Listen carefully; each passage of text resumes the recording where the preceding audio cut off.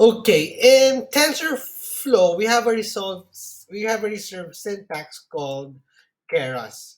Now think of keras as the neuron layers or the brain model of Frankenstein. Okay, so you'll understand keras later on, or just think of it as the model brain of Frankenstein while I do the code. Okay, now here on our project, okay, so this is our project. Let's create now a brain. So let's model the brain of Frankenstein, of baby Frankenstein. Okay. Now, in some programming tutorials, okay, this is usually called the model. Okay, but think of it as the brain of the computer. All right. So let's see. Okay. So number one. All right. Let's create now a code.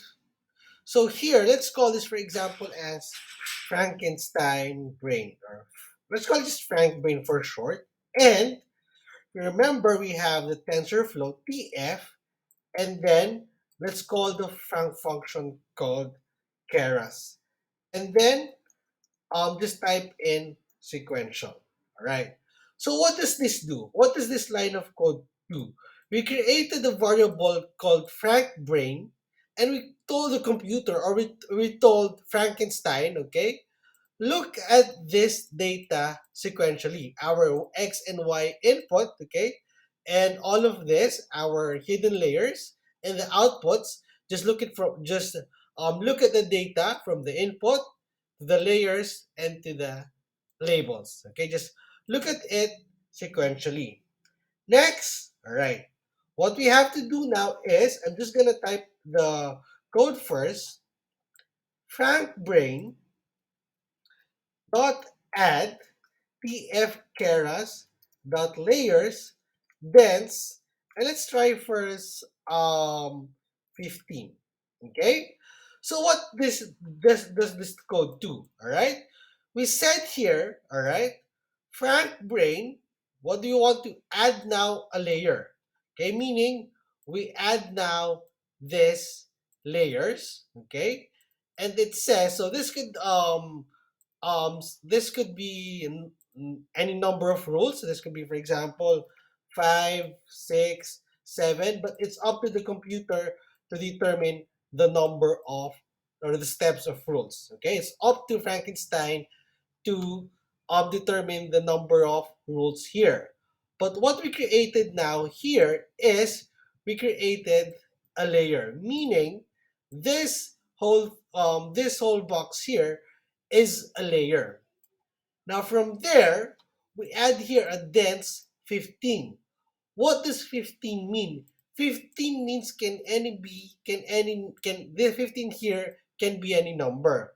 But when we say 15, it creates now 15 arrows like this. So let me just create, for example, how many arrows is this one?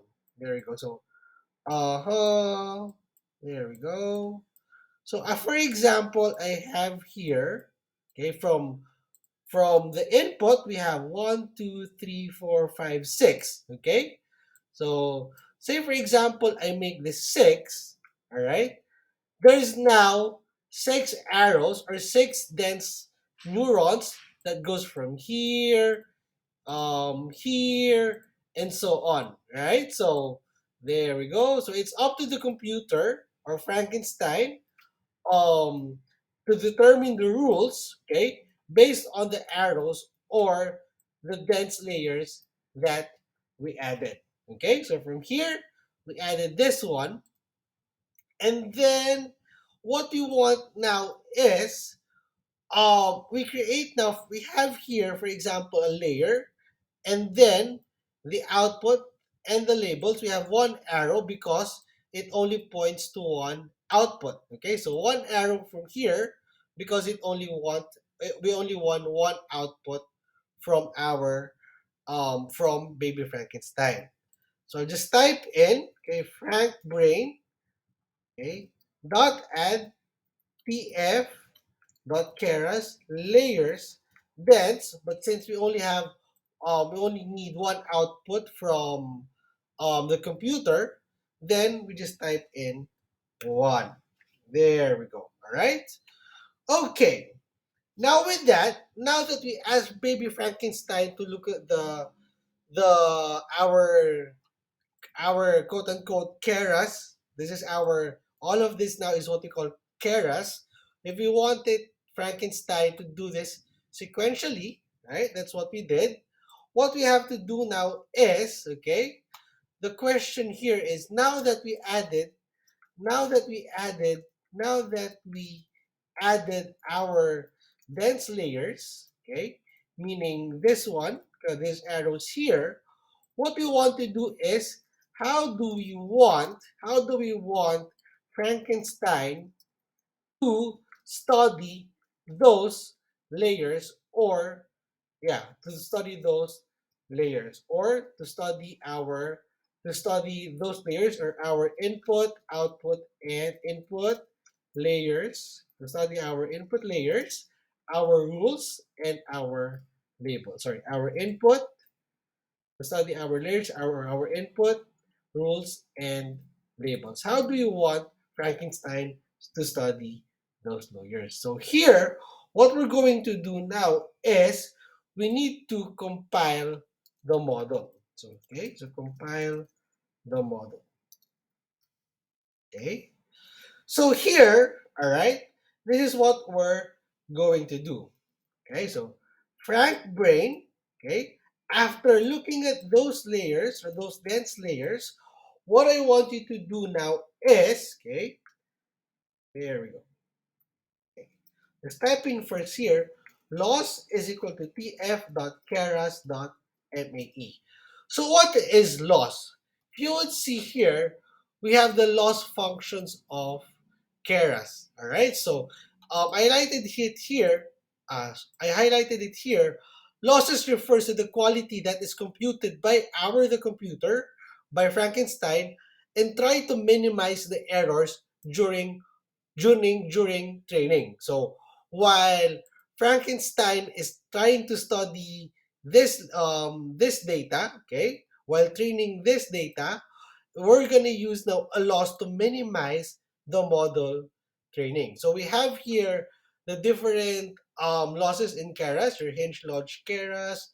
We have the regression loss functions. You have your mean square error, mean absolute error, and so on and so on.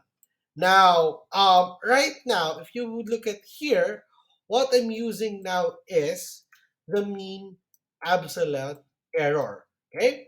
Why am I using the mean absolute error?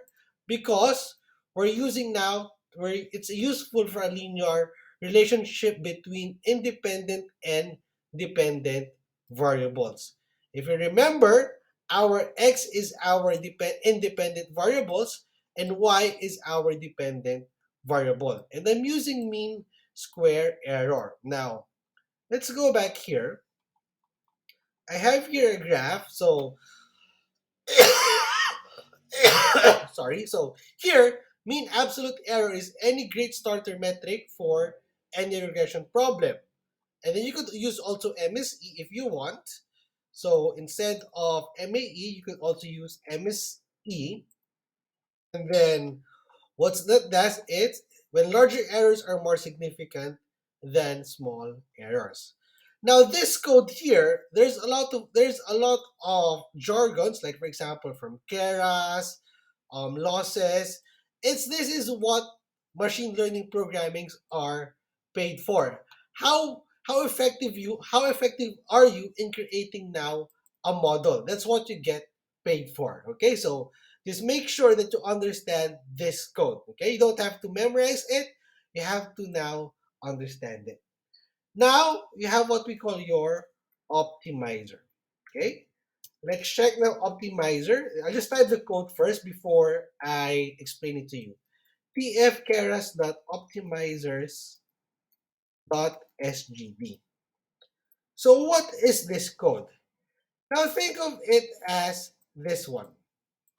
Um, there we go. Okay, so think of it this one. What kind of learner? Okay, what kind of learner is Frankenstein? Okay, so say for example, in a real world scenario, we have a kinesthetic learner, we have a visual learner, and an auditory learner. What do you mean by this one?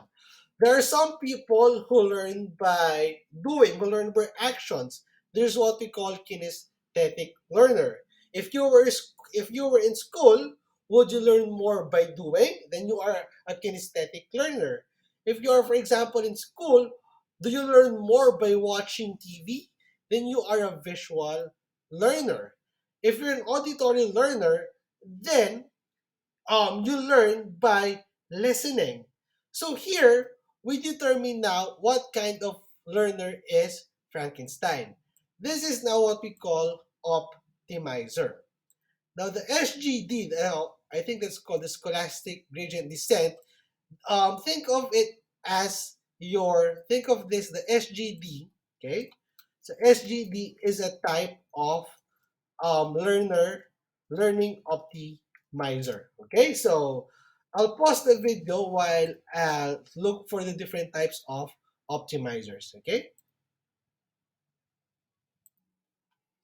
Okay, so here are the different types of optimizers. Right now I'm using SGD. So if you look at here, in my code I'm using SGD.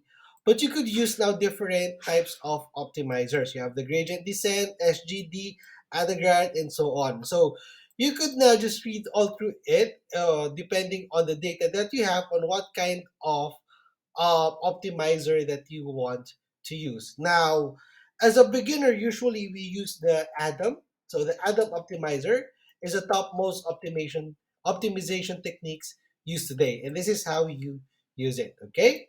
So in my case, instead of SGD, all I have to do now is let me just use Adam instead. So where's my code here? There we go. Adam, okay? This is case sensitive, so let me check. So this should be capital A. Okay, there we go.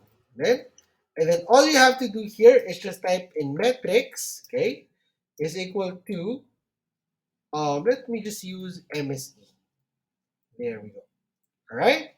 So this is the end of the video. In the next lesson, we're gonna fit the model, which I will explain in the next video. All right? So I'll see you in the next video.